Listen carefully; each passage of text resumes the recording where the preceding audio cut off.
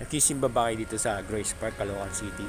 Pag nagsimba po kayo dito sa Grace Park, pagtapos niyo po magsimba, magtirik po kayo ng kandila dito. Yan. Mag-wish po kayo. Yan. Lahat ng panalangin ninyo, sabihin niyo sa kandila, sa kando po kay Papa Jesus. Yan. Dito po, meron po rito maliit na temple Chinese. Pero si Mama Mary yung nakalagay na picture.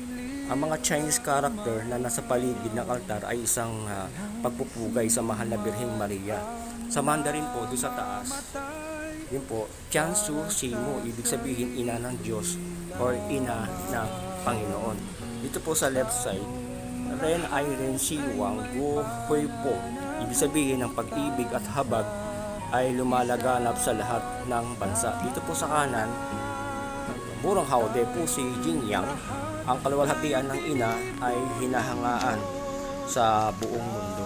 Yan po. Yan si Mama Mary. Sa Chinese po, tinatawag siya Guanyin o Kuanima. Okay po.